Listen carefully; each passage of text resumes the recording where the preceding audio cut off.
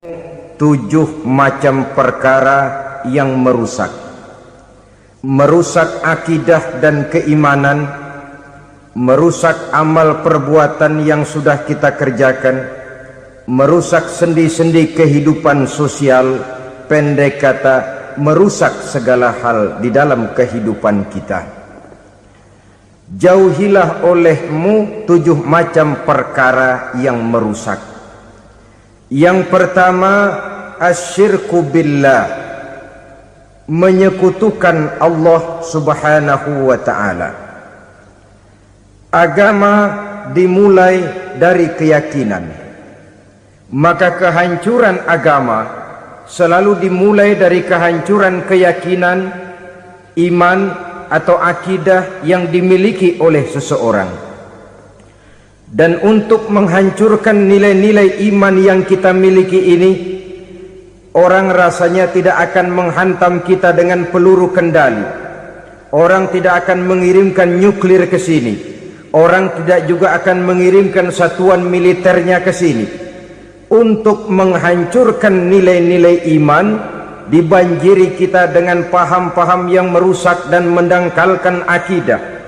Baik ia bernama materialisme, baik ia bernama sekularisme, baik ia bernama banjirnya maksiat dan munkarat, baik ia bernama banjirnya peradaban dan kebudayaan yang menghancurkan moral daripada anak-anak kita, sedikit demi sedikit melenturkan dan melunturkan nilai-nilai keimanan kita, untuk kemudian pada waktunya nilai iman itu akan bertukar dan berganti menjadi nilai syirik kepada Allah subhanahu wa ta'ala.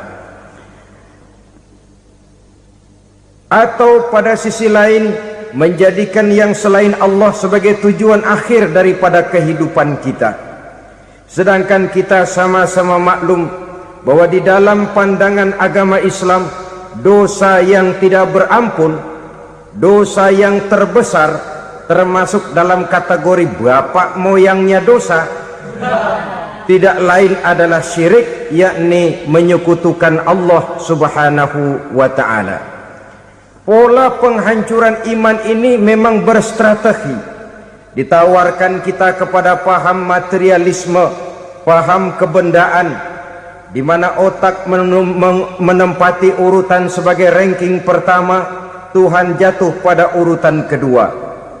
Lalu menyusul kepada paham sekularisme, Allah dipisahkan dari seluruh kegiatan hidup ini, untuk pada gilirannya menjadikan yang selain Allah sebagai tujuan akhir daripada seluruh kegiatan hidup kita.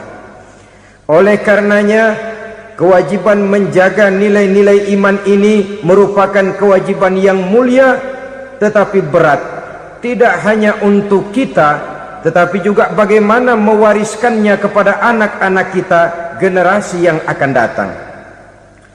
Orang-orang tua bijaksana yang diceritakan di dalam Al-Quran, kalau sudah berpikir tentang anak-anaknya, pertanyaan yang paling mereka risaukan ialah, ma ta'buduna min ba'di. Anakku, kalau pada satu saat aku, ayahmu sudah tidak ada lagi di dunia ini, meninggalkan kamu semua, ma ta'buduna min ba'di, apa yang akan kamu sembah nak?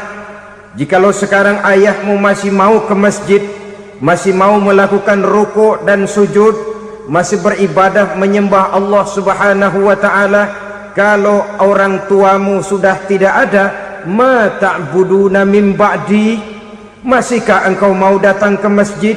Masihkah engkau mau rukuk dan sujud? Masihkah engkau mau menyembah Allah subhanahu wa ta'ala? Pertanyaan ini yang dipikirkan oleh Nabi Yakub kepada putra-putranya. Pertanyaan ini yang diteruskan oleh Nabi Ibrahim kepada anak-anaknya. Pertanyaan ini yang diwariskan oleh generasi ulama'us salafus saleh kepada para generasi berikutnya. Bagaimana kita generasi sekarang? Kita orang-orang tua sekarang bukan berfikir ma ta'buduna min ba'di, malah yang kita fikirkan ma ta'kuluna min ba'di. Kalau bapak tidak ada nanti kamu makan apa nak?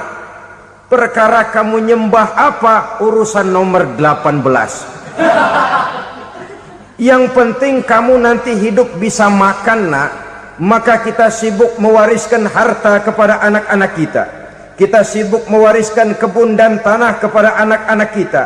Kita sibuk mewariskan pabrik kepada anak-anak kita, sementara kita lupa mewariskan intan yang paling mahal, mewariskan mutiara yang paling berharga, yaitu nilai iman kepada Allah Subhanahu wa ta'ala. Alangkah baiknya apabila warisan harta, warisan tanah dan kebun, warisan rumah dan pabrik didasari lebih dahulu dengan mewariskan nilai iman kepada Allah Subhanahu wa ta'ala. Sebagai orang-orang tua, kita boleh bersedih kalau anak kita tidak mengerti komputer. Kita boleh bersedih kalau anak kita tidak mengerti matematika. Kita boleh bersedih kalau anak kita tidak mengerti bahasa Inggris. Tapi sewajarnya lebih bersedihlah kita orang tua jikalau mempunyai anak yang tidak kenal Allah sebagai Tuhannya, yang kemudian tidak mau rukuk dan sujud kepada Allah Tuhannya. Itulah kemalangan yang paling malang bila kita meninggalkan generasi yang tidak bertauhid kepada Allah Subhanahu wa ta'ala. Betapapun anak kita tidak ngerti komputer, saudara, paling-paling kerugiannya cuma kerugian dunia. Masuk dia ke alam barzakh, munkar nakir tidak akan sempat tanya kau belajar komputer apa tidak. Kumpul dia di padang mahsyar, malaikat juga tidak akan tanya matematikamu nilainya berapa. Yang ditanya kau kenal Allah, kau rukuk dan sujud kepadanya, kau pernah datang ke masjid. Oleh karena itu sekali lagi, menjaga nilai iman tidak hanya untuk kita, tetapi juga mewariskannya kepada anak-anak kita, generasi yang akan datang. Sungguh kemalangan yang paling besar apabila kita meninggalkan anak-anak kita, mereka kita tinggalkan lemah ekonominya, itu tidak baik. Mereka kita tinggalkan lemah otaknya, itu pun akan membuat mereka tertinggal oleh yang lain. Tapi yang paling celaka, jikalau kita tinggalkan mereka dalam kondisi lemah imannya, rapuh akidahnya, tidak baik dan tidak betul keyakinan hidupnya.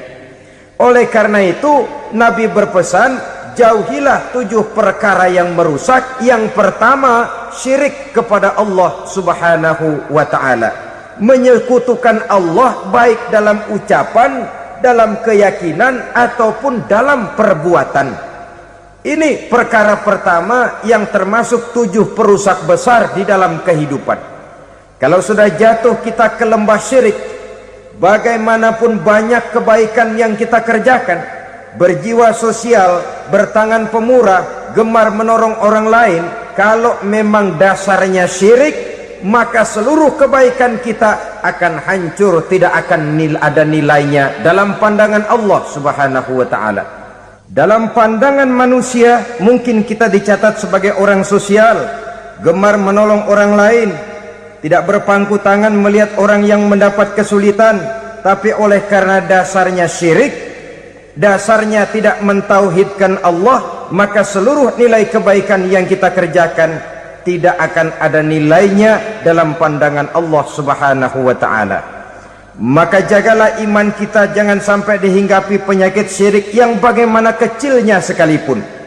Sekali lagi, baik syirik dalam bentuk ucapan, syirik dalam bentuk keyakinan, sampai kepada syirik dalam bentuk perbuatan, kita berhindar kepada sifat-sifat yang sedemikian itu. Karena apa? Dalam satu ayat Quran Allah Subhanahu wa ta'ala menjelaskan, innallaha la yaghfiru ayyushraka bih wa yaghfiru ma duna dzalika liman yasha. Allah tidak akan memberi ampun kepada orang-orang yang menyekutukannya, tapi Allah masih mau memberikan ampun kepada dosa-dosa yang selain itu bagi orang-orang yang dikehendakinya. Dosa selain syirik, apabila kita bertaubat, Allah masih mau mengampuni. Tapi kalau sudah jatuh ke tempat syirik, itu sudah dosa yang tidak berampun. Taubatnya tidak lain melepas syirik, kembali kepada tauhid, berkeyakinan bahwa hanya ada Allah Subhanahu wa ta'ala, Tuhan satu-satunya, yang lam yalid walam yulad walam yakul lahu kufuwan ahad. tidak beranak, tidak pula diperanakkan, dan tidak satupun yang dapat menyerupai Tuhan Allah Subhanahu wa ta'ala.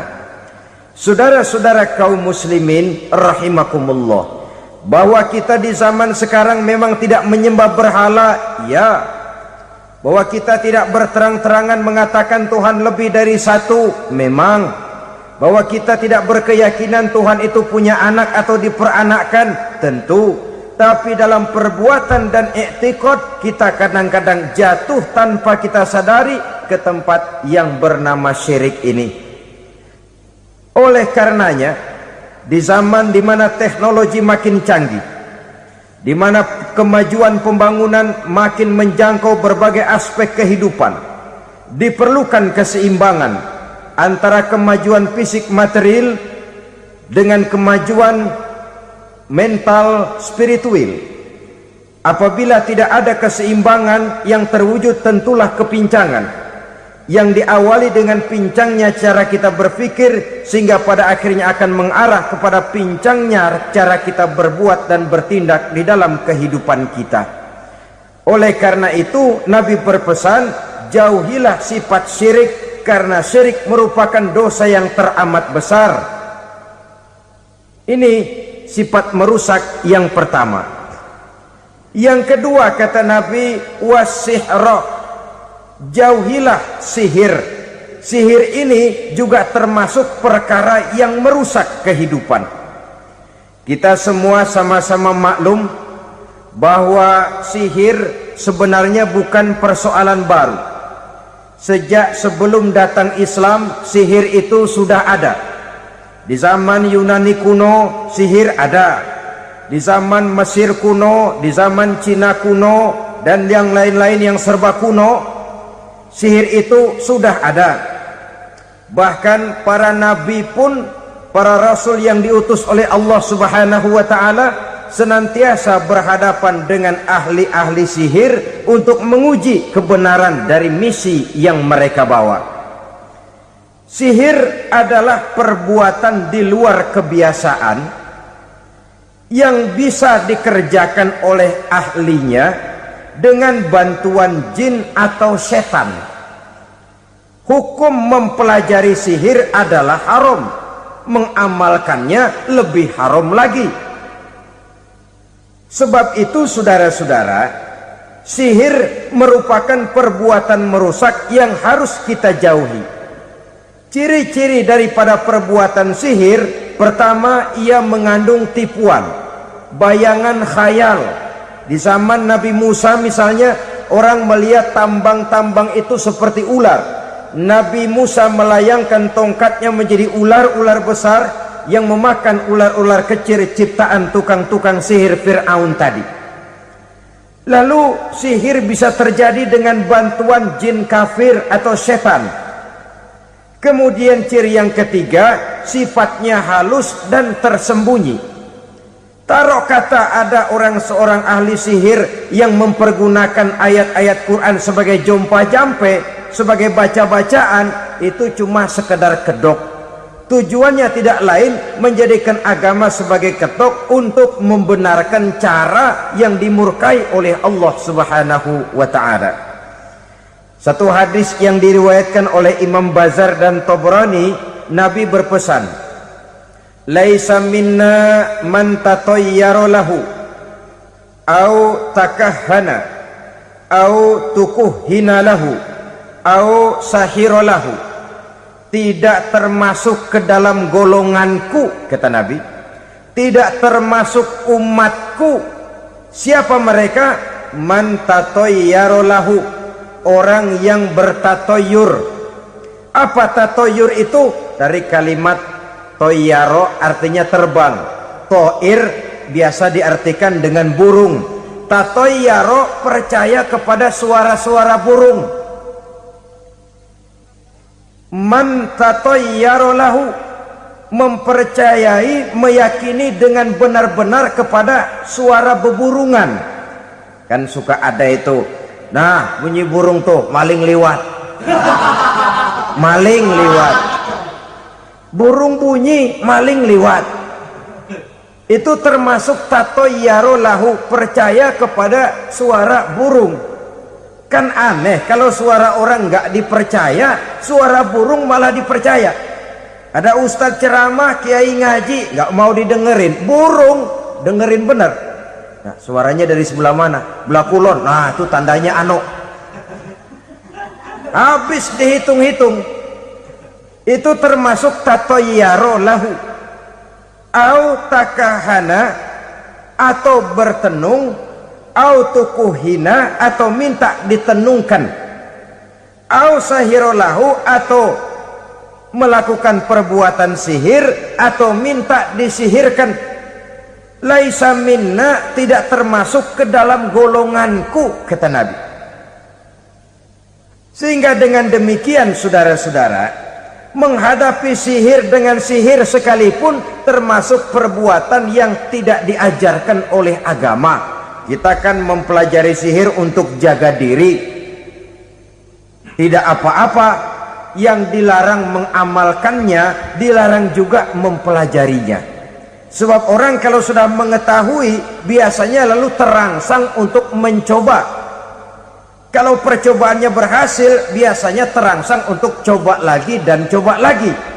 Pada akhirnya ketagihan, lalu beralih menjadi profesi, apalagi itu nanti bisa mendatangkan hasil uang. Saudara-saudara kaum muslimin rahimakumullah, kita manusia makhluk nyata, kita hidup di alam nyata, terikat oleh sunnatullah, causality. Oleh karenanya bagi kita keyakinan yang penuh, keikhlasan di dalam bertuhankan Allah, penyerahan diri sepenuhnya hanya kepadanya, itu sudah merupakan obat penangkal yang sangat ampuh agar kita tidak terkena penyakit-penyakit yang dibuat oleh setan dan para pembantunya. Sehingga beberapa ayat Quran mengajarkan, misalnya a'udzu bikalimatillahi tammati min syarri ma khalaq, atau bismillazi la yadurru ma'asmihi syai'un fil ardi wala fis sama, dengan menyebut nama Allah yang tidak bisa mendatangkan bahaya sedikit pun, dari baik yang datang dari langit maupun yang datang dari bumi. Jiwa yang kosong dari keyakinan yang penuh kepada Allah, jiwa yang penuh was-was dan ragu-ragu, itu yang mudah terserang oleh penyakit-penyakit yang dikerjakan oleh para tukang-tukang sihir, yaitu oleh setan dan seluruh para pembantunya. Kemudian hadis kedua yang diriwayatkan oleh Imam Ibnu Hibban, Nabi bersabda, la yadkhulul jannata mudminu khamrin wala mu'minu bisihrin wala qati'u rahmin. Tidak masuk surga. Ini Nabi yang bilang, tidak masuk surga. Siapa itu? Pertama, mudminu khamrin, orang yang berkekalan dalam mabuk. Selalu mudminun itu sudah menjadi perbuatan rutinnya, tidak kapok-kapoknya, teler seumur hidup. Mudminu khamrin, tidak masuk surga orang yang selalu bermabuk-mabukan. Yang kedua, wala mu'minu bisihrin, orang mukmin tapi main sihir. Ini juga oleh Nabi diperingatkan, tidak akan masuk surga orang mukmin tapi suka main sihir. Wala qati'u rahmin, dan tidak juga orang yang memutuskan silaturahmi. Tiga macam manusia yang diperingatkan Nabi tidak akan masuk surga: orang yang selalu mabuk, orang mukmin yang main sihir, dan orang yang memutuskan silaturahmi. Saudara-saudara kaum muslimin rahimakumullah. Lalu orang berkata, kenapa dilarang kita bersihir? Padahal Rasul sendiri kan punya mukjizat. Nah, kita memang harus membedakan antara mukjizat dengan sihir. Dalam kehidupan agama kita kenal ada yang namanya mukjizat, ada yang namanya karomah, atau keramat biasa diucapkan, ada yang namanya maunah, ada yang namanya irhas, ada juga yang namanya sihir. Kesemuanya ini berbeda, saudara-saudara. Yang dinamakan mukjizat itu khusus untuk para rasul saja. Satu kejadian luar biasa yang terjadi dilakukan oleh Rasul atas izin dari Allah Subhanahu wa ta'ala. Perbedaannya dengan sihir jelas. Sihir dari setan, mukjizat dari Allah. Sihir bisa dipelajari, mukjizat tidak. Sihir umumnya untuk maksud-maksud yang tidak baik, sedangkan mukjizat untuk memperkuat kebenaran yang disampaikan oleh para rasul dan ditentang oleh umatnya. Bahkan kafir Quraisy dahulu menganggap orang-orang ahli sihir itu berada dalam satu posisi yang hina, sehingga mereka mengatakan dan menuduh Nabi Muhammad sebagai tukang sihir. Tuduhan sebagai tukang sihir adalah tuduhan yang sangat aib dan hina. Di tengah masyarakat kufar jahiliyah, kedudukan tukang sihir dipandang sebagai kedudukan yang hina, sehingga mereka mengejek Nabi dengan sebutan tukang sihir. Jadi mukjizat hanya untuk Rasul saja. Kemudian karomah. Karomah ini asal kata dari karomah, kehormatan, kemuliaan yang diberikan Allah kepada hamba-hambanya yang rajin mendekatkan diri kepadanya. Oleh karena ketekunannya melaksanakan ibadah, Allah memberikan keistimewaan kepada orang itu, yang dengan keistimewaannya dia bisa mengerjakan yang tidak bisa dikerjakan oleh orang lain. Karomah hanya bisa dicapai dengan prestasi ibadah. Kalau sihir mau ibadah apa enggak, asal dia belajar, bersatu dan berteman dengan setan, memenuhi persyaratan-persyaratan setan, biasanya lalu bisa. Sedangkan karomah tidak mungkin terwujud tanpa orang mendekatkan diri sedekat-dekatnya kepada Allah Subhanahu wa ta'ala. Maka kita lihat biasanya orang-orang yang punya ilmu sihir, mukanya rata-rata nggak enak dilihat.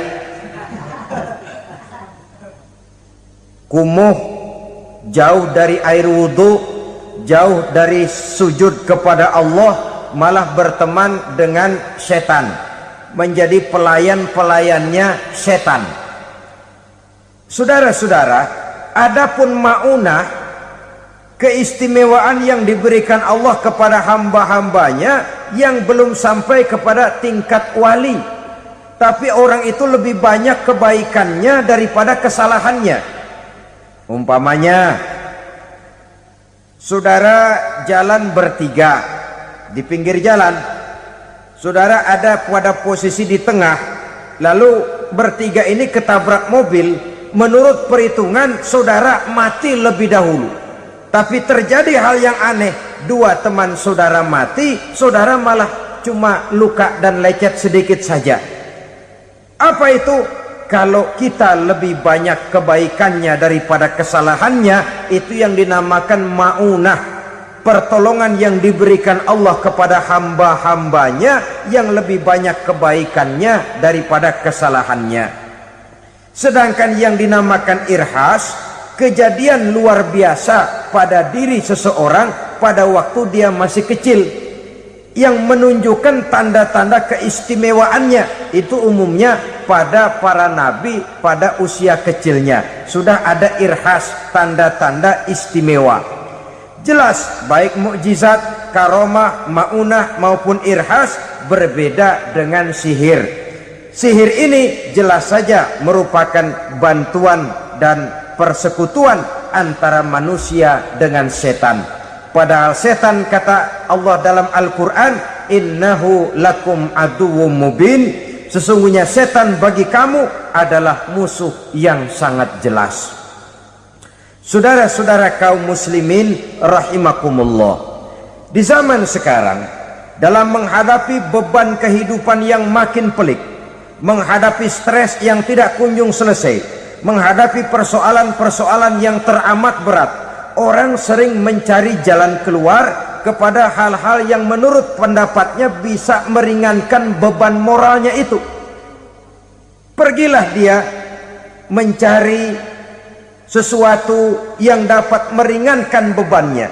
Dan tidak jarang yang jatuh ke pangkuan tukang-tukang tenung, ke pangkuan tukang-tukang sihir, yang mereka itu oleh Quran dijelaskan kadzabal munajjimun walau sodaku.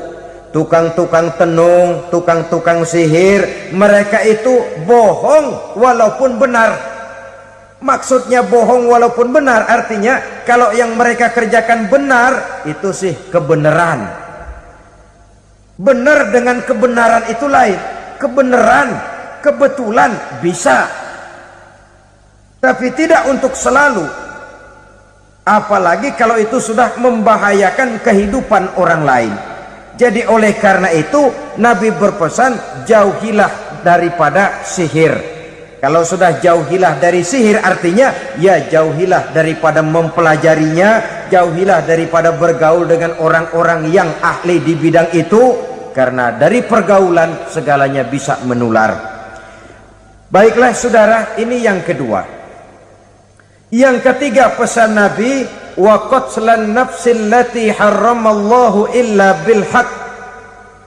Membunuh orang lain dengan cara yang tidak benar, membunuh orang yang diharamkan oleh Allah Subhanahu wa taala untuk melakukannya kecuali dengan alasan yang benar. Kita tahu Islam adalah agama damai sesuai dengan namanya. Ia tidak dikembangkan dengan pedang dan kekerasan.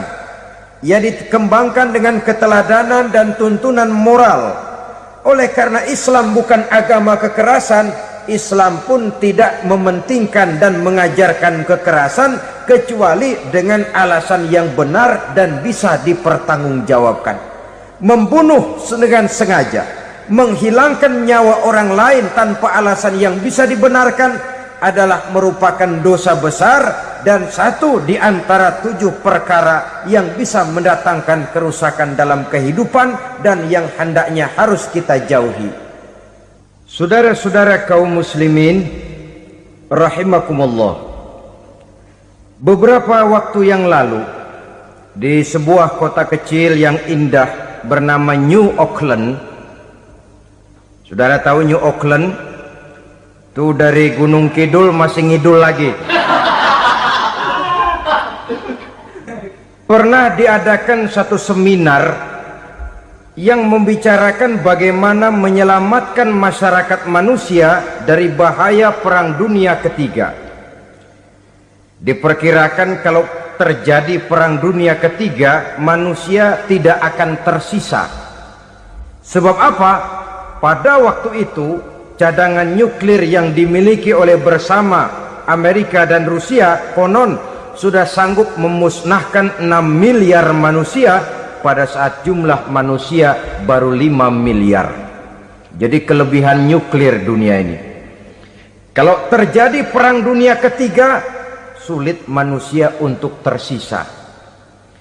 Maka dibahaslah di dalam seminar itu, wah, supaya tidak terjadi Perang Dunia Ketiga, maka perlombaan membuat senjata-senjata canggih, alat-alat pembunuh modern harus segera dibatasi. Dibahas, tidak mungkin kita membatasi perlombaan membuat senjata. Kenapa? Makin maju ilmu dan teknologi, makin canggih senjata yang ditemukan. Atom sudah meningkat menjadi nuklir, nuklir sudah meningkat menjadi neutron, dan kita tahu bom yang bernama neutron ini bom yang cukup membunuh tanpa perlu merusak. Artinya kalau dia diledakkan di kota kita ini, bangunan utuh, jembatan tidak ambruk, rumah-rumah tetap berdiri, tapi semua yang bernama hidup mati. Itu katanya lebih sopan dari bom atom. Sebab kalau si atom ini sudah membunuh, merusak pula. neutron cukup membunuh saja tanpa perlu merusak. Jadi majunya senjata-senjata teknologi sebagai akibat yang logis dari kemajuan ilmu pengetahuan ini tidak bisa kita batasi. Dan memang sebenarnya yang bahaya bukan senjatanya, tapi manusia yang mengendalikan senjata itu. Mereka kembali kepada prinsip the man behind the gun. Bukan senjatanya yang bahaya, tapi manusia yang mengendalikan senjata itu yang bahaya. Walaupun senjatanya modern, katakanlah model M16 umpamanya, kalau yang mengendalikannya orang beriman, insya Allah aman. Tapi biar megang cuma senapan angin, kalau yang megang orang brutal, ngeri kita deket-deket. Apalagi kalau memang bukan ahlinya menggunakan senjata, bisa ngeker kaki kena jidat.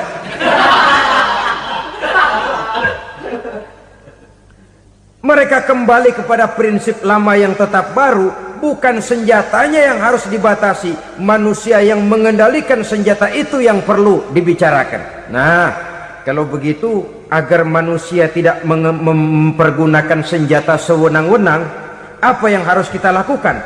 Ya, manusianya harus bermoral. Ya, tapi moral yang mana? Di dunia ini banyak ajaran tentang moral. Itu pun mudah saja. Di sini kan kita undang saja ahli dari berbagai agama untuk membicarakan konsep perdamaian menurut agamanya masing-masing.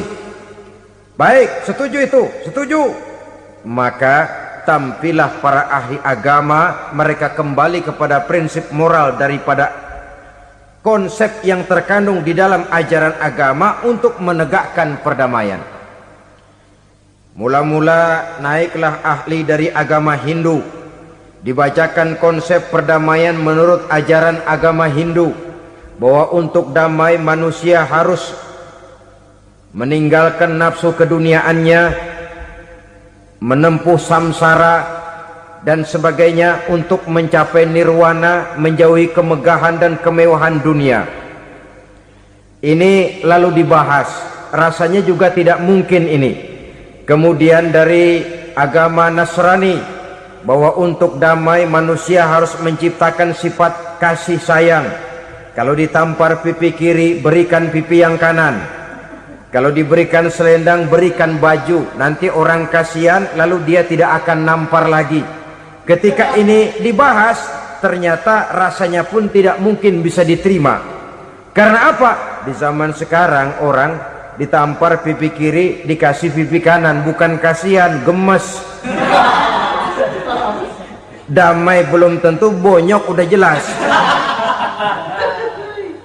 Lalu ketika dibacakan konsep perdamaian menurut Quran, di mana disampaikan ayat wa jazaa'u sayyi'atin sayyi'atun misluha faman afa wa aslaha fa ajruhu 'ala Allah. Balasan terhadap satu kejahatan adalah kejahatan yang seimbang, tetapi barang siapa yang memberi maaf dan mencari jalan damai, itulah yang terbaik dan akan mendapat pahala dari Allah Subhanahu wa taala. Kamu tidak salah ditampar pipi kirimu, tampar lagi pipi kirinya sekeras dia menampar pipi kirimu. Nanti orang tidak mau menampar kita karena dia tahu kalau dia tampar kita, dia akan menderita tamparan sekeras dia menampar kita. Akan terjadilah prinsip saling hormat menghormati, tidak saling ganggu, tidak saling usil, tidak saling jahil. Atas dasar ini perdamaian bisa ditegakkan. Mereka bisa menerima konsep ini, tapi kemudian seminar ditutup tanpa satu keputusan resmi. Kenapa? Terus terang mereka kagum dengan konsep Islam, tapi sentimen lama terhadap nilai-nilai Islam telah menutup mata mereka untuk menerima kebenaran dari ajaran Al-Quranul Karim. Saudara-saudara kaum muslimin rahimakumullah, kembali kita kepada persoalan pokok. Roh adalah dari Allah. Dia akan kembali kepada Allah, milik mutlak dari Allah. Tidak pantas kita merampasnya dari orang lain. Tidak wajar kita menghilangkannya tanpa alasan yang dibenarkan oleh agama. Di zaman sekarang akibat persaingan hidup yang makin tajam, lapangan kerja yang makin sulit, tensi ekonomi yang makin tinggi, atau karena nilai moral yang makin rendah, atau juga karena rapuhnya pegangan orang kepada agama, nyawa rasanya sudah sedemikian murahnya. Berbagai kasus membuat berdiri bulu roma kita. Ada mayit, ada manusia dipotong 6, dicincang macam kambing. Ada yang dipotong 5, ada yang dipotong 13, dikardusin, dibuang ke tempat sampah. Inna lillahi wa inna ilaihi raji'un. Gejala apa ini? Kanibalisme. Manusia sudah demikian sadisnya, manusia sudah sedemikian buasnya, sehingga sesama manusia diperlakukan seperti hewan. Padahal hewan sendiri belum pernah macan makan macan, bagaimanapun buasnya macan. Belum pernah serigala memakan serigala, bagaimanapun brutalnya serigala. Tetapi manusia makan manusia di zaman sekarang kadang jadi kenyataan dalam kehidupan kita.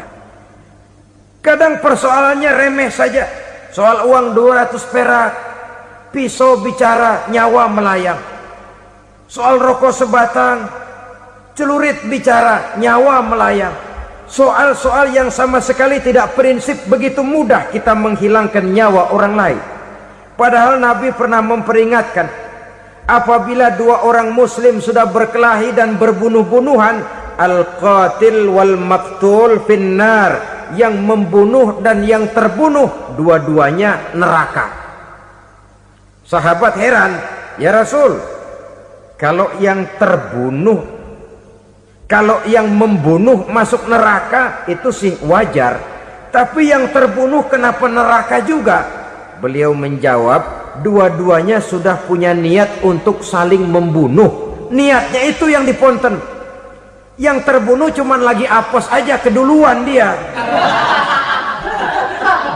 Umpama tidak terbunuh, pasti dia yang akan membunuh. Oleh karenanya al-qatil wal maktul, yang membunuh dan yang dibunuh finnar, dua-duanya masuk ke dalam neraka. Islam menghormati kehidupan, tidak hanya terbatas kepada sesama muslim, orang-orang yang berlainan agama pun yang mau hidup berukun, damai, berdampingan dengan umat Islam, jiwa mereka, darah mereka dilindungi oleh nilai-nilai Islam yang disebut dengan kafir zimmi ini. Mengganggu mereka sama saja dengan mengganggu aku, kata Nabi. Jadi oleh karena itu, sayangilah sesama. Kehidupan adalah anugerah Allah, bukan wewenang kita untuk mencabutnya dari orang lain, bukan wewenang kita untuk merampas dan menghilangkannya dari orang lain. Apa yang tidak enak terjadi pada diri kita, begitu pula lah apabila terjadi pada diri orang lain. Sehingga Nabi mengatakan, la yu'minu ahadukum hatta yuhibba li akhihi ma yuhibbu li nafsihi. Belum dikatakan beriman seseorang kamu apabila dia belum mencintai saudaranya seperti ia mencintai dirinya sendiri. Apa yang enak dirasakan oleh orang lain, enak juga dirasakan oleh dia. Mengukur orang lain dengan diri sendiri. Kalau orang lain tanpa salah saya fitnah, kalau saya tanpa salah difitnah orang, enak apa enggak? Enggak, orang lain juga begitu. Kalau orang lain tanpa salah saya tempeleng kepalanya, enak apa tidak? Tidak. Orang lain juga begitu. Yang tidak enak terjadi pada diri kita, tentu tidak enak juga kalau terjadi pada orang lain. Mengukur orang lain dengan diri sendiri, sehingga tidak timbul sifat egois, tidak menari di atas bangkai orang lain, tidak mendirikan kebahagiaan di atas untayan air mata orang lain. Sehingga dengan demikian, saudara-saudara, dia bisa menghormati kehidupan, menghormati orang lain sebagaimana dia ingin dihormati. Inilah perbuatan ketiga yang merusak, membunuh orang lain dengan yang diharamkan Allah tanpa alasan yang benar. Yang ketiga. Kemudian yang keempat, perbuatan merusak wa aklar riba, makan riba. Hidup adalah tolong menolong. Bahasa kerennya take and give katanya. Saling memberi dan saling menerima. Nabi mengajarkan man kuraba kurbatan min kurabid dunya karaballahu lahu kurbatan min kurabi yaumal qiyamah. Wallahu fi aunil abdi madamal abdu fi auni akhihi. Siapa yang meringankan beban dari beban-beban yang dirita seseorang di dalam kehidupan dunia, Allah akan meringankan bebannya daripada beban-beban yang harus dipikulnya di hari kiamat nanti. Wallahu fi aunil abdi madamal abdu fi auni akhihi.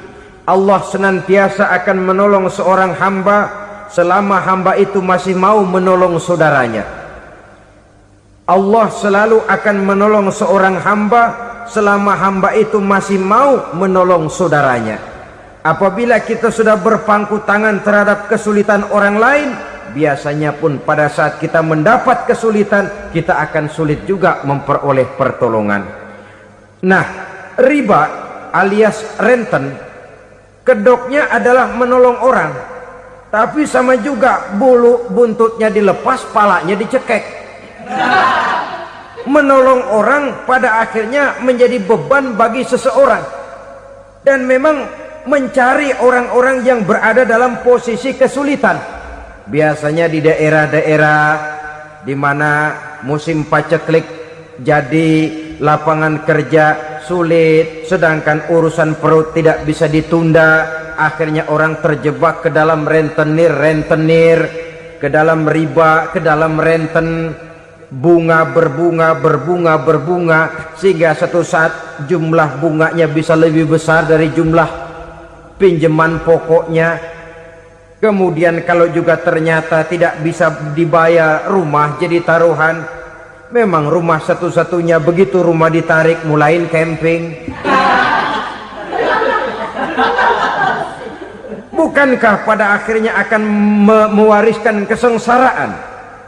Oleh karena itu, kepada kita berusahalah jangan berhubungan dengan rentenir, jangan makan renten dan riba. Kepada mereka yang melaksanakan riba, walaupun mendatangkan keuntungan materi, tapi percayalah, harta yang didapat dengan jalan riba tidak akan membawa keberkahan. Manakala tidak membawa keberkahan, dia tidak akan mendatangkan ketenangan di dalam kehidupan kita. Oleh karenanya, memakan harta riba termasuk perbuatan yang merusak sendi-sendi kehidupan sosial, merusak kehidupan orang lain, merusak kehidupan masyarakat, tetangga, pergaulan, dan sebagainya. Yang kelima, wa akla malil yatim, memakan harta anak yatim dengan cara yang zalim. Nih, memang lezat. Anak yatim itu nggak tahu urusan apa-apa. Kita diamanahkan untuk mengurusinya. Kadang-kadang dibentuklah panitia penyantunan yatim piatu. Yatimnya mah tetap kelaparan, panitianya yang pada gendut.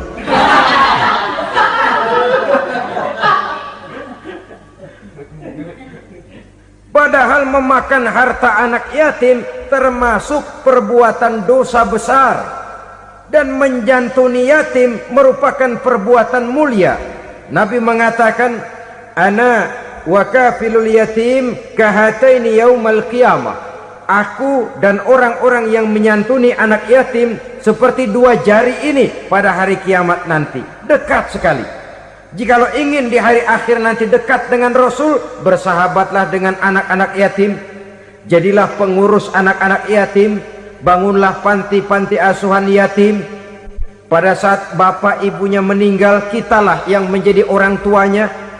Bahkan sedemikian besar perhatian Islam terhadap anak-anak yatim ini, sehingga Quran memberikan peringatan, ara'aital ladzi yukadzibu biddin fadzalikal ladzi yad'ul yatim wa la yahuddu ala ta'amil miskin. Tahukah kamu siapa orang yang mendustakan agama? Beragama tapi dianggap dusta, solatnya dusta, puasanya dusta, karena agamanya sudah berdusta. Siapa mereka? Fazalikal ladzi yad'ul yatim, orang yang menyia-nyiakan anak yatim.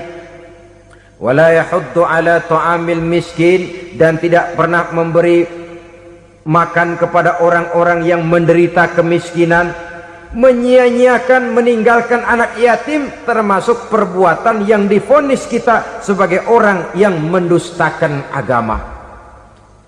Saudara-saudara kaum muslimin rahimakumullah, maka sangat dicela mengeksploitir anak-anak yatim, menjadikan mereka sebagai kedok untuk mencari kekayaan pribadi. Tetapi jikalau ikhlas, ganjarannya sangat besar, nilai pahalanya sangat besar. Menyantuni yatim tidak hanya setahun sekali. Kalau Muharram pakai istilah lebaran yatim, dibentuklah panitia, diberilah beras, uang 45.000 rupiah, alhamdulillah. Tapi jangan lupa, si yatim tidak hidup cuma satu hari.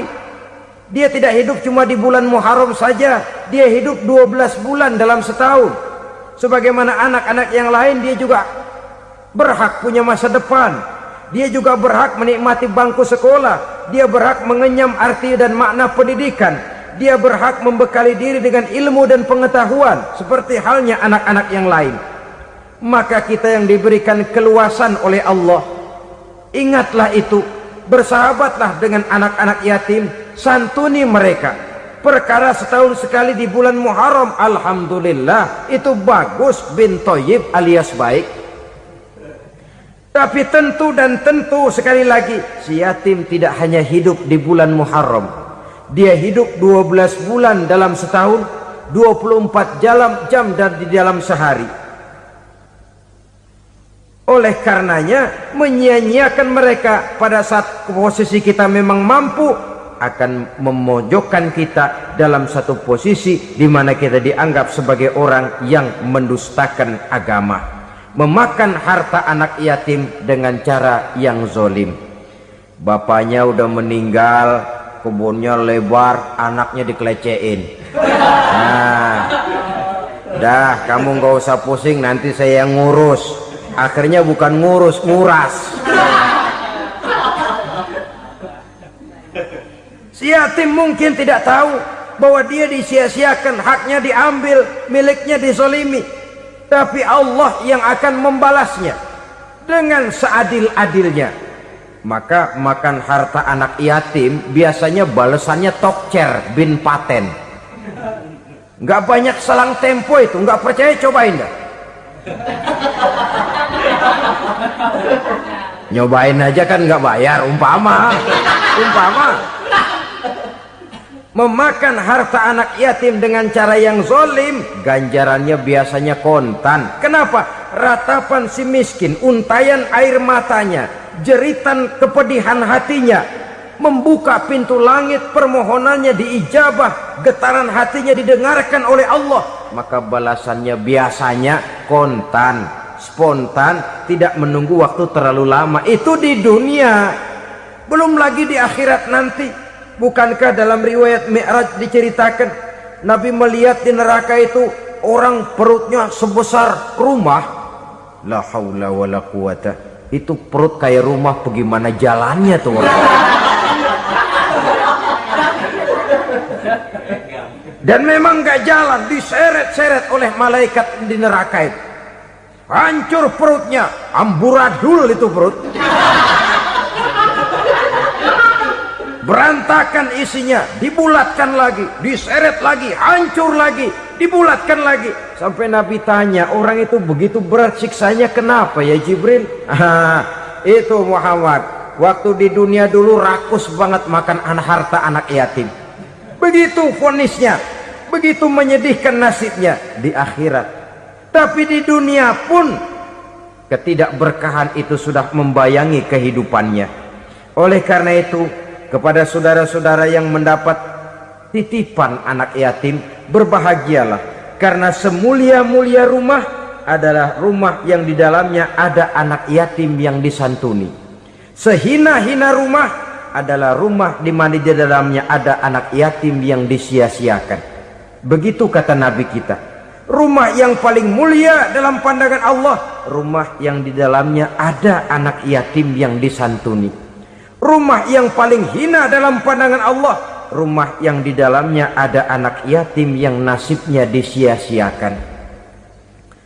Berbahagialah saudara apabila menjadi penyantun anak-anak yatim, pelindung mereka, sehingga mereka mempunyai masa depan sebagaimana anak-anak lainnya. Rasulullah sendiri sedemikian peka terhadap keadaan anak-anak yatim karena beliau sendiri memang mengalami umur 6 bulan dalam kandungan ibu, beliau sudah ditinggalkan oleh ayahnya. Pada saat berusia 6 tahun ibu sudah meninggal. Yatim piatu dalam usia di mana beliau sedang perlu belas kasih seorang ibu dan pengertian seorang bapa. Kepekaan itu lalu timbul, bahkan kemudian sampai kepada beliau berkata, aku dan orang yang menyantuni anak yatim seperti jari tengah dan jari telunjuk di hari akhirat nanti. Sedemikian dekatnya. Baiklah ya, jadi yang kelima, memakan harta anak yatim. Jauhi karena ini perbuatan yang merusak. Yang keenam, watawalli yaumaz zahfi, melarikan diri pada hari pertempuran. Apa ini? Khianat, tidak konsekuen dengan konsep perjuangan. Pada mulanya keras benar teriak berantas korupsi, ganyang korupsi, cuma karena belum dapat giliran. Begitu dia naik dapat kesempatan, korupsinya lebih edan dari yang diteriakinya. Ini termasuk tawalli yaumaz zahfi, berpaling pada hari peperangan. Di saat menghadapi musuh, kalau belum kelihatan musuh, teriaknya nyaring bener. Jangan takut demi kebenaran sampai titik darah yang paling penghabisan. Musuh belum kelihatan. Begitu musuh sudah kelihatan, paling dulu lari ke belakang. Kalau diajak berjuang ada saja alasannya. Sehingga Quran memberikan peringatan kepada kita semua. Mengapa kamu ini berat? Kalau sudah diajak berjuang di jalan Allah, kakimu seperti terhunjam berakar di perut bumi. Berat untuk melangkah berjuang. Lari dari pertempuran tidak konsekuen dengan konsepsi perjuangan. Mau enaknya saja dalam kondisi yang sulit lalu berpangku tangan. Ini termasuk ciri munafik yang di dalam Al-Quran disindir dengan bahasa kullama adha'a lahum masyaufi wa iza azlama alaihim qamu. Waktu terang mereka jalan, giliran gelap mereka mandek. Artinya, maksudnya kalau giliran ada untungnya aja rame-rame teriak Islam, tapi begitu diminta berjuang, dituntut berkorban, rame-rame mundur. Waktu dilihat di Islam ada untungnya, rame-rame teriak Islam. Pak, saya Islam banget, Pak. KTP saya Islam, Pak. Pokoknya Islam banget dah. Tapi ketika diminta berjuang, dituntut sedikit berkorban, rame-rame mengundurkan diri. Tahun 65 PKI berontak. Waduh, waktu itu jadi orang Islam untung itu. Nggak dikejar-kejar, aman. Masjid rame, mobil-mobil mewah parkir di depan musola dan masjid. Kenapa? Waktu itu asal udah ke masjid aman. Islam selamat, untung. Tapi begitu keadaan aman, yang parkir di musola sepeda butut melulu.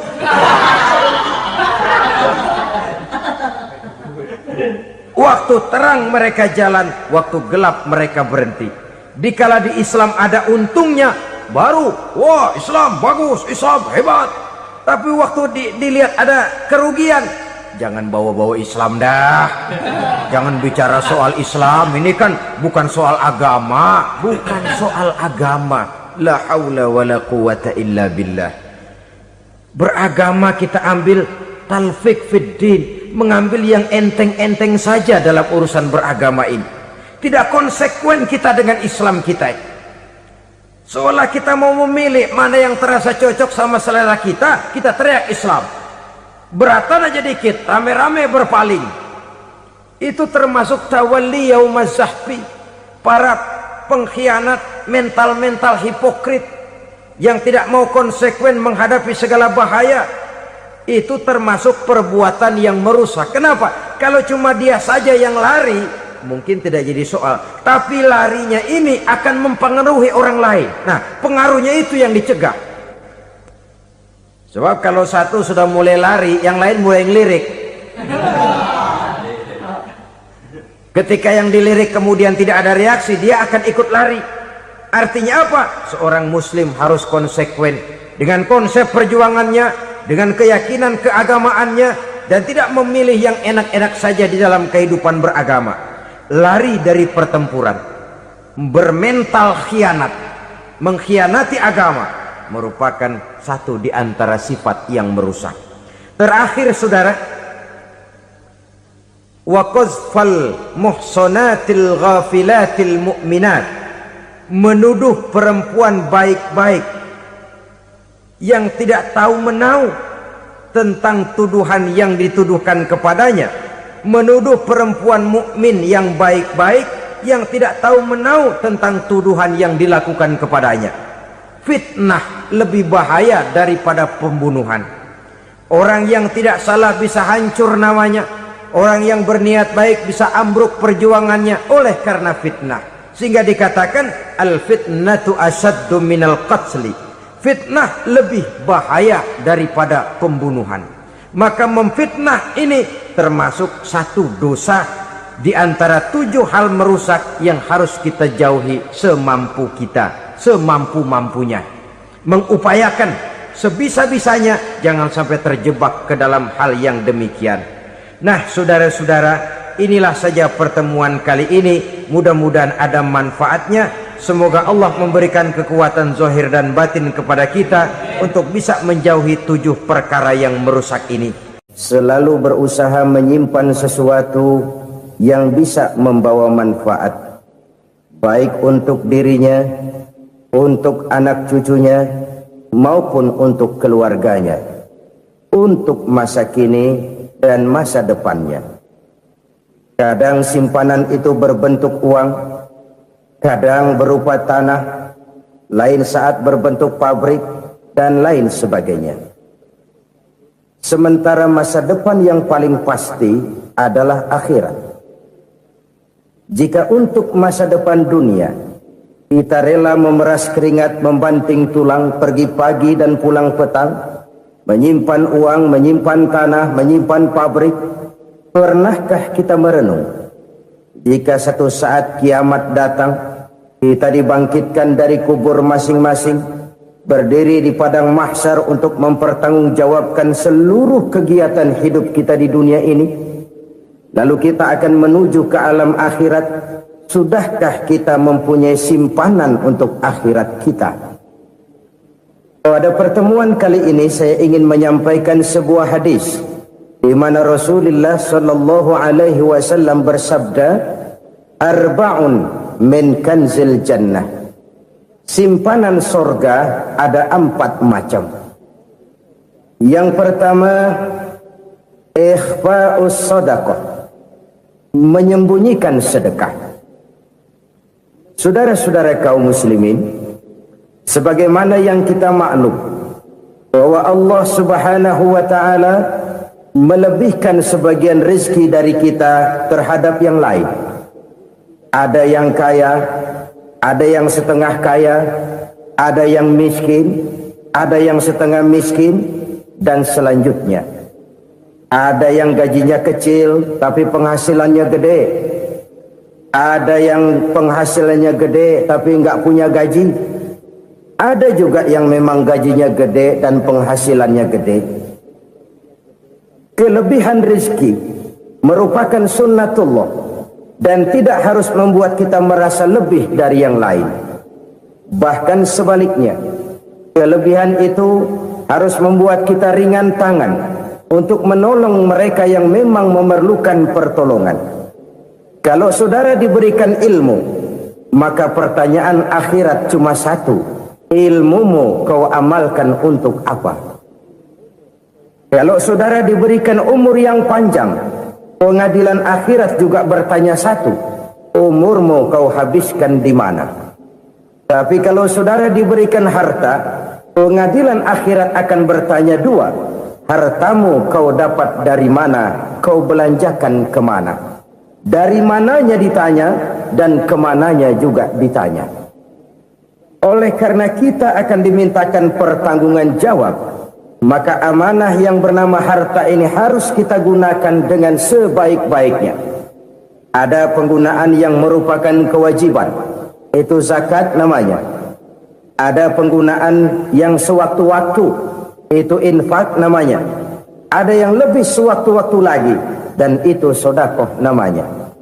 Zakat dia terikat oleh haul dan nisab, oleh putaran batas waktu dan ukuran dari harta itu sendiri. Sedangkan infak terikat oleh situasi dan kondisi perekonomian seseorang. Sedangkan sedekah tidak terikat dengan apapun. Dalam kondisi seperti apapun kita bisa melakukan sedekah dengan yang terkecil sekalipun. Sampai-sampai Rasulullah sallallahu alaihi wasallam mengajarkan, la tahqiranna minal ma'rufi syai'an walau an talqa akhaka biwajhin talik. Atau ada hadis, tabassumuka fi wajhi akhika laka sedekah. Senyumanmu kepada temanmu adalah sedekah. Jadi untuk melakukan sedekah tidak harus dalam berbentuk uang. Dengan ilmu kita bisa sedekah, dengan tenaga kita bisa bersedekah, dengan pikiran kita bisa bersedekah, bahkan senyum kepada teman itu pun sedekah. Jadi kalau sedekah dengan uang memang belum punya uang, nyengir aja banyakin. Itu asal pada tempatnya, jangan lalu ketemu tiang listrik cengengesan. Tentu tidak pada tempatnya dan tidak wajar. Nah, sedekah yang paling dicintai Allah adalah sedekah yang disembunyikan.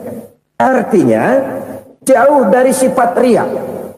Kan kadang-kadang ada orang sedekah itu disebutkan namanya.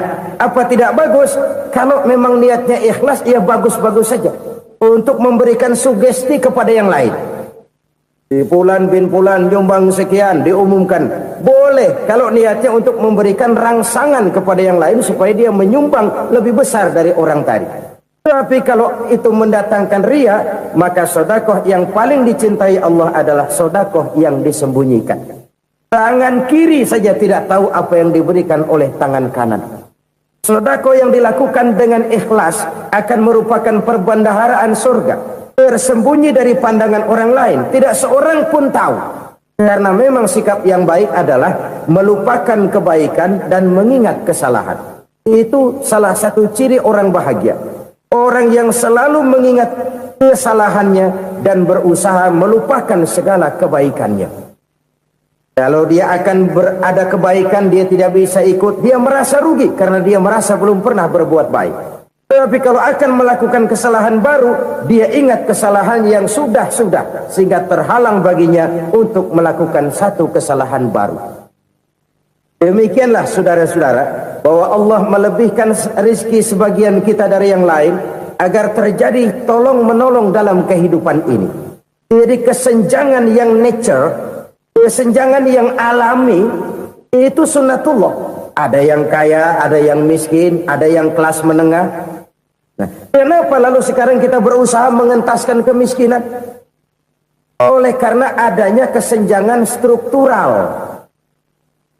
Kalau yang kaya bisa semakin kaya, kenapa yang miskin tidak bisa naik jadi ikut sedikit kaya? Sebab pada dasarnya Islam adalah agama yang sejak turunnya sudah berupaya memerangi kemiskinan. Bahkan dikatakan kemiskinan itu mendekatkan kepada kekufuran. Orang kalau miskin udah dekat banget sama kafir. Gampang menjadi kafir. Berapa banyak saudara-saudara kita yang oleh karena soal perut, oleh karena soal materi, terpaksa meninggalkan dan menanggalkan akidahnya. Menjual petunjuk yang diberikan Allah dengan kesenangan dunia yang cuma sebentar ini. Na'udzubillah, thumma na'udzubillah. Jadi makin kita sembunyikan satu sedekah, semakin banyak perbendaharaan kita di surga. Sedekah yang paling dicintai Allah adalah sedekah yang disembunyikan. Malahan ada seorang sufi, dia punya kebiasaan kalau pergi sholat Jumat dia bawa uang, itu uang dia taruh di bawah tikar masjid. Dia niat sedekah kepada siapa saja yang nemuin itu duit. Maksudnya apa? Supaya yang nemuin nggak tahu siapa yang punya duit. Demikian dia saking ingin menyembunyikan sedekahnya. Karena sifat riya itu bisa memakan amal kita sendiri. Riya itu termasuk menyebut-nyebut kebaikan kita. Orang yang suka nepuk dada, sedikit-sedikit ngitungnya kalau nggak gua. Oh, kalau nggak gua tuh yang belas itu kalau nggak gua. Iya, kalau nggak lu kenapa emang? Orang yang suka menepuk jasad, biasanya memang begitu, saudara-saudara. Kalau perang lagi berkecamuk, orang nggak sempat ngaku jadi pahlawan. Tapi begitu perang selesai, yang kagak kenal bedil ngaku pahlawan, mas. Itu sesuatu yang biasa. Oleh karenanya, orang-orang yang ikhlas dalam bersedekah, disembunyikannya sedekah itu, Allah cinta betul. Malahan ada hadis memberikan jaminan, inna shadaqatal mar'il muslimi tazidu fil umri wa tadfa'u mitatas su'i. Sesungguhnya sedekahnya seorang mukmin tazidu fil umri, bisa menambah umur panjang. Wa tadfa'u mitatas su'i, dan menyelamatkan manusia dari mati secara su'ul khatimah. Jadi siapa yang kepengen panjang umur, banyaklah sedekah. Yang bosan hidup, pelit terus. Sedekah menambah panjang umur dan menyelamatkan manusia dari mati secara su'ul khatimah. Katanya umur itu nggak bisa ditambah, nggak bisa dikurangin. Kapan? Kalau ajal sudah datang. Wa idza jaa ajaluhum la yastakhiruna sa'atan wa la yastakdimun. Kalau ajal datang tidak bisa dimajukan, tidak bisa dimundurkan. Itu kalau ajal sudah datang. Tidak bisa lagi umur ditambah dikurangi, sudah datang. Tapi kalau belum datang, itu kan haknya Allah. Mau ditambah, mau dikurangi, hak prerogatif Allah. Sebagai pencipta manusia, Allah maha kuasa dan maha mampu. Sedekah ini menambah panjang umur dan menyelamatkan manusia dari mati secara su'ul khatimah. Orang mati kan sama ya, kondisinya mati, nggak nafas. Tapi hakikat mati kan lain-lain. Ada yang mati itu husnul khatimah, baik akhirnya. Misalnya lagi ngaji mati, lagi sholat mati, lagi sedekah mati. Ini yang dinamakan dengan husnul khatimah, baik di akhirnya. Sebaliknya ada yang su'ul khatimah, jelek di akhirnya. Ini yang jadi catatan akhir. Lagi nyekek botol, mampus. Lagi banting kartu, modar. Su'ul khatimah, jelek pada akhirnya. Sedekah menyelamatkan manusia dari mati secara su'ul khatimah. Kita semua kepengen mendapat husnul khatimah, jauh dari su'ul khatimah. Oleh sebab itu yang bisa menyelamatkan kita dari penyakit itu antara lain adalah sedekah yang disembunyikan, yang dikerjakan dengan ikhlas karena Allah, tidak karena kepengen dipuji orang, tidak karena ingin dikatakan orang pemurah. Sebab orang dermawan itu orang yang memberi tanpa harus diminta. Kalau masih harus diminta, ya belum dermawan namanya, masih harus diminta. Kalau nggak diminta ya tulus, lolos, polos. Saudara-saudara kaum muslimin rahimakumullah, harta adalah amanat dan akan kita pertanggungjawabkan. Allah melebihkan rizki sebagian kita dari yang lain agar kita saling tolong menolong, bantu membantu. Nabi janjikan siapa yang meringankan beban saudaranya muslim di dunia, Allah akan meringankan bebannya di akhirat nanti. Sebuah jaminan dari baginda Nabi. Si orang yang kita bantu barangkali tidak bisa membalas, Allah yang akan membalas lewat jalan lain yang tidak pernah kita sangka-sangka. Ada orang tanya, Pak, ini ada orang nyumbang masjid sambil marah-marah, bagaimana? Saya bilang sumbangannya aja ambil, marahnya jangan. Marahnya jangan diambil, itu urusan dia. Saudara-saudara kaum muslimin rahimakumullah, Umat Islam ini kan umat yang punya potensi besar. Kadang kita merenung, kenapa kadang-kadang pembangunan masjid kok lambat sekali? Kalau hotel hari ini peletakan pertama, bulan depan peresmian. Supermarket hari ini peletakan batu pertama, minggu depan peresmian. Tapi kalau sudah yang namanya masjid, kadang-kadang peletakan batu pertama sekaligus jadi batu terakhir. 3 tahun, 4 tahun, campur nebar jalak di jalanan, duit dijaring kayak ikan sepat. Apa tidak ada orang Islam yang kaya? Banyak. Apa tidak ada pengusaha muslim yang jadi konglomerat? Ada. Lalu yang belum banyak itu yang komit terhadap nilai-nilai agamanya. Akhirnya kita jatuh jadi umat yang lemah. Belum ada pengusaha konglomerat muslim buka pabrik supermi cap beduk misalnya umpamanya atau pabrik kecap cap sorban supaya identitas keislamannya sedikit kelihatan.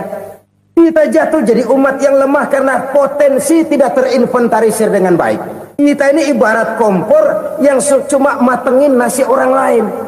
Potensi kita dimanfaatkan oleh orang lain. Ukhuwah Islamiyah kita baru terbatas kepada silaturahmi.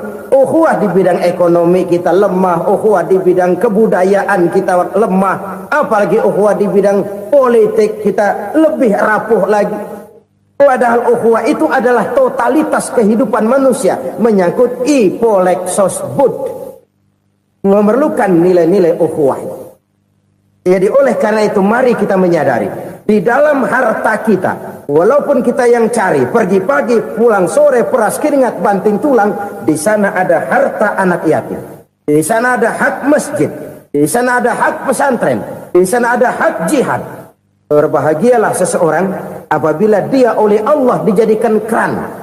Keran itu menyimpan air, tapi tidak untuk dirinya, tapi disalurkannya kepada mereka yang memang memerlukannya. Saudara-saudara kaum muslimin rahimakumullah, ini yang pertama. Jadi perbendaharaan surga adalah menyembunyikan sedekah.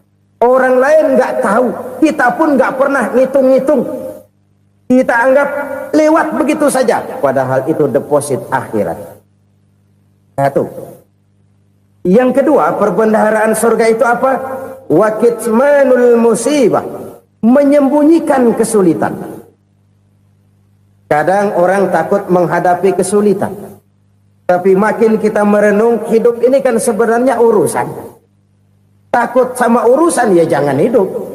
Tandanya orang hidup itu kalau punya urusan. Urusan melupakan problem. Problem sering menimbulkan kesulitan.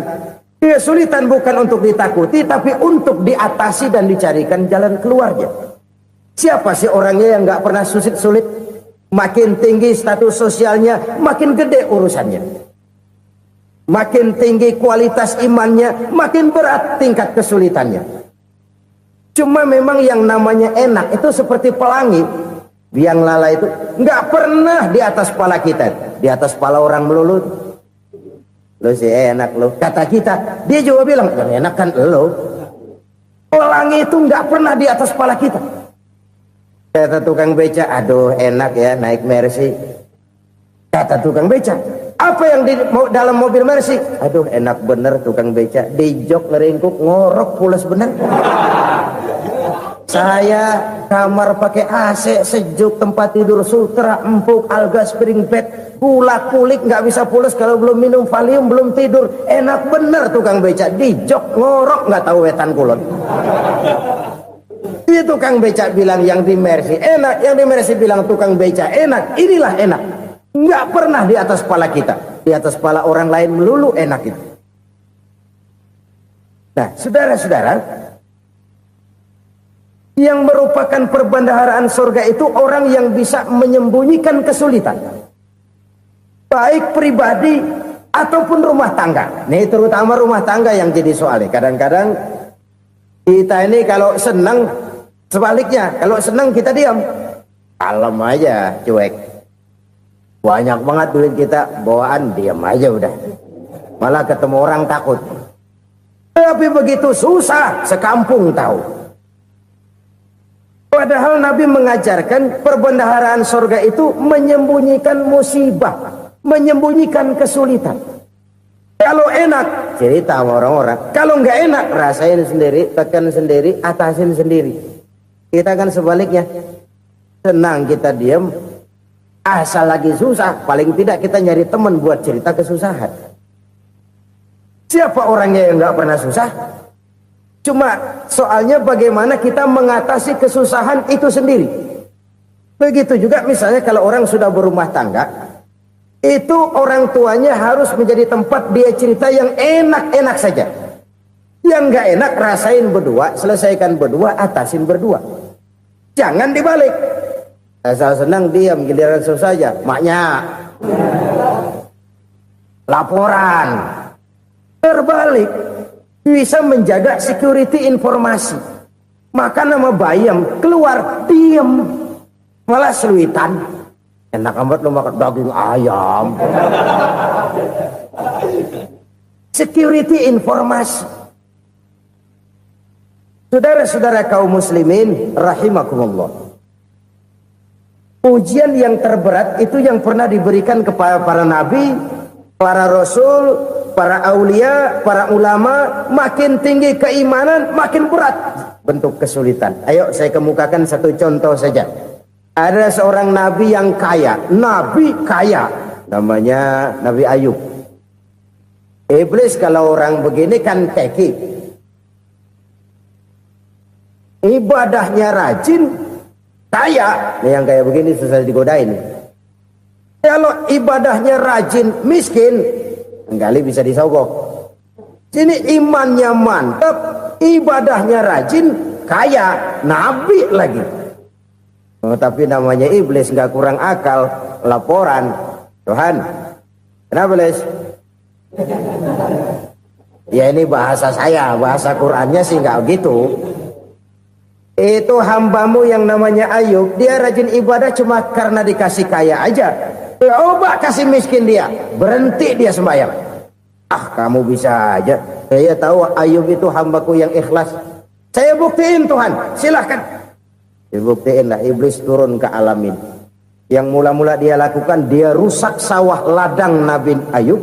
Dia binasakan binatang ternak Nabi Ayub. Sehingga dalam waktu singkat, jatuhlah Nabi Ayub dari orang paling kaya jadi orang paling miskin. Beliau masih ibadah di mihrab dalam masjid. Datang iblis. Saudara Ayub, ya, lagi ngapain? Ibadah. Nyembah Allah, nyembah Allah. Oh, percuma. Kenapa? Tuhan yang ente sembah nih, dia udah bikin miskin ente. Sawah ladang ente hancur lebur, binatang ternak binasa. Sekarang ente jadi orang paling miskin.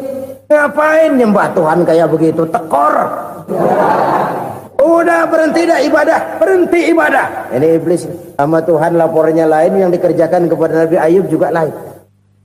Benar begitu iblis, kata Nabi Ayub. Iya, sawah ladang saya habis, buras. Binatang ternak saya binasa, binasa. Saya miskin, bangpak. Apa jawab Nabi Ayub? Bukan innalillahi, ya ini hebat. Alhamdulillahillazi a'tani wa akhza minni. Segala puji bagi Allah yang telah memberikan harta kepada saya dan sekarang mengambilnya lagi. Alhamdulillah. Allah yang ngasih, Allah yang ambil. Itu mah urusan Allah. Iblis cuman ibadah jalan terus, sujud lagi Nabi Ayub. Iblis seleher gondok banget. Dasar Nabi nggak mempan dia apa-apain. Miskin malah alhamdulillah. Allah yang ngasih, Allah yang ambil. Jadi kalau kita tidak komit, kita tidak terikat kepada kaya, miskin, senang, susah, apa yang bisa bikin kita susah? Jadikan kekayaan, kemiskinan, jadikan senang, susah sebagai anak buah yang bisa kita atur. Jangan kekayaan ngatur kita, jangan kemiskinan ngatur kita. Kita yang harus mengatur mereka. Senang, susah, kaya, miskin, bahagia, sengsara, jadikan itu anak buah yang bisa kita atur. Kalau sekarang kita kaya, lain saat boleh jadi kita miskin, semiskin-miskinnya. Allah yang ngasih, Allah yang ambil. Tenaga mana yang bisa menghalangi? Ibadah jalan terus. Iblis makin gondok. Dasar Nabi loh. Akhirnya apa? Nabi Ayub dikerjain, diberikan penyakit. Demikian fatal penyakitnya. Bayangin, udah miskin, sakit. Masya Allah. Miskin, sakit. Sakitnya nggak lama, kira-kira 16 tahun. Istrinya 3, 2 mental minta ceraiin. Ngerawatin laki bengek begini. Senang belum tentu, susah udah pasti nih. Cerai aja, cerai dah. Cerai. Tinggal satu Siti Rahmah yang setia menemani beliau. Sesetia-setianya hati perempuan. Satu saat Siti Rahmah bilang, "Bang, iya, abang kan Nabi, Bang. Lalu, namanya Nabi kan doanya jarang meleset, Bang. Maksud kamu minta kenapa sih sama Tuhan biar abang sembuh baik dah, Bang?" Siti Rahmah, iya. Saya sakit berapa tahun sih dah? 16 tahun, Bang. Sebelum ini saya sehat berapa tahun? Ya kira-kira 60 tahun, Bang. Nah, coba ente banding-bandingin, Rahmah.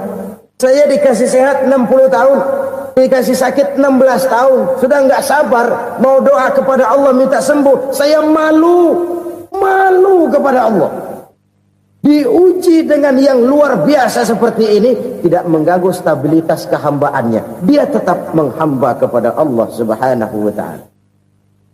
Saudara-saudara kaum muslimin rahimakumullah. Kunci menghadapi kesulitan itu apa? Allah jelaskan dalam satu ayat, wa basyiris sabirin alladzina iza asabathum musibah qalu inna lillahi wa inna ilaihi raji'un. Gembirakan orang-orang yang sabar. Siapa mereka itu? Yang apabila mendapat musibah mereka kembali kepada keyakinan dasar. Segalanya dari Allah dan segalanya akan kembali kepada Allah. Ini konsepsi dasar dari sikap muslim dalam menghadapi berbagai kesulitan. Segalanya dari Allah, segalanya akan kembali kepada Allah.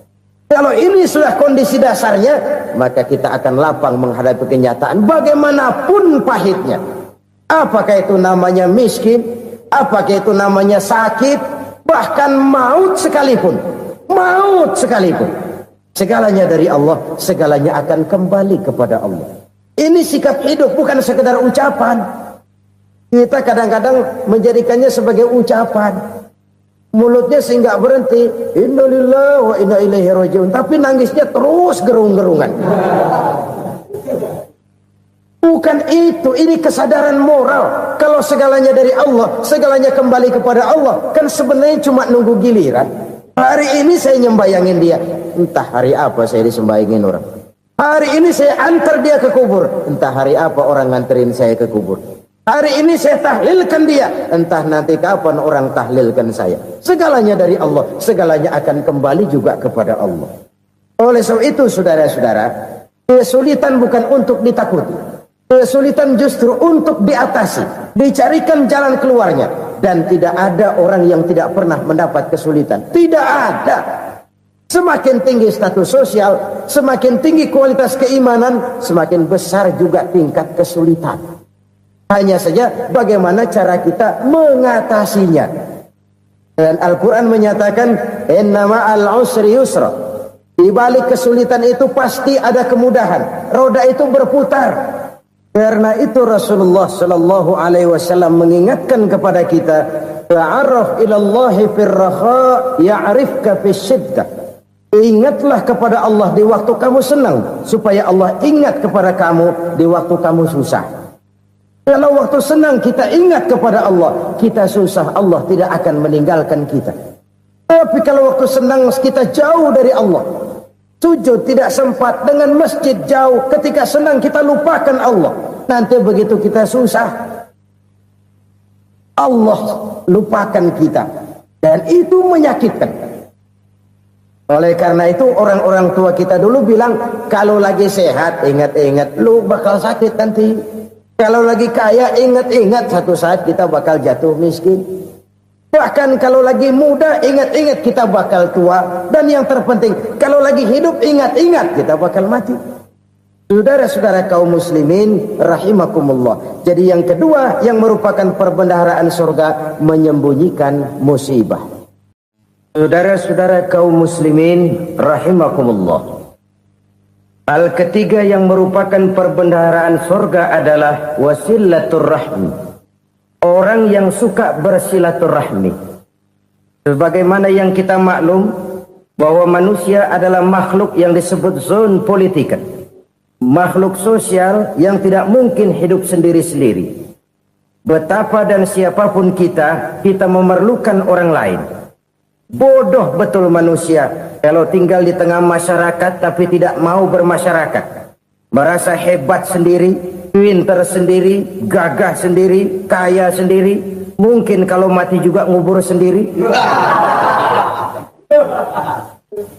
Jangankan kita di sini, di sorga saja Nabi Adam waktu sendirian bengong melulu, mondar mandir. Allah tegur dam sepi dam. Ya ini kalau bahasa saya. Iya Tuhan sepi ini nggak ada coret-corekan pisan ini. Diciptakan Siti Hawa baru anteng Nabi Adam. Itu di sorga. Cobalah. Umpamanya saudara tinggal di Jakarta nih. Kayak bener. Apaan aja di Jakarta punya saudara dah. Buatan Semanggi ambil. Monas, Buntel bawa pulang. Hotel-hotel ambil semua. Cuman tinggal di Jakarta sendirian, apa enaknya? Betapa dan siapapun kita perlu orang lain. Tidak ada seorang pun yang bisa memenuhi kebutuhan hidupnya secara sendiri-sendiri. Nah, Islam telah menyelamatkan manusia dari ras diskriminasi. Mengikat manusia dengan persaudaraan yang berlandaskan kepada akidah. Karena itu dianjurkan bersilaturahmi. Bahkan Nabi menyatakan, man arada ayyubsata lahu fi rizqihi wa yunsa'a fi atharihi falyasil rahimah. Siapa yang kepengen diluaskan rezekinya dan dipanjangkan usianya, banyaklah ia bersilaturahmi. Siapa yang kepengen dimudahkan rezekinya, hendaknya ia banyak bersilaturahmi. Kalau banyak teman, kesulitan kan paling tidak ada tempat cerita. Udah susah, sendirian kita pikirin diri, nggak ada tempat tukar pikiran. Cepet banget sama bengek. Dilawan sendiri. Nah, secara makro kita bisa berkata, tidak mungkin ada kemenangan kalau tidak ada kekuatan. Tidak ada kekuatan kalau tidak ada kesatuan dan persatuan. Tidak mungkin ada kesatuan dan persatuan tanpa semangat silaturahmi. Kalau umat Islam mau menang, dia harus kuat. Kalau umat Islam mau kuat, dia harus bersatu. Kalau umat Islam mau bersatu, dia harus membudayakan silaturahmi ini. Bahkan sampai-sampai kata Nabi, kalau bisa cari nilai tambah. Apa? Silman koto'ak. Bersilaturahmilah kau kepada orang yang marah denganmu. Masya Allah, indahnya ajaran agama kita. Orang yang marah pun kepada kita, kata Nabi, kalau bisa bersilaturahmilah kepadanya, kepada orang yang marah itu. Di situ nilai tambah. Cuman jujur nih hadis, ngucapinnya gampang, ngamalinnya yang berat banget. Orang marah sama kita disuruh silaturahmi, ada apa malu? Lu marah, ada gue marahan lagi. Gue pikirin.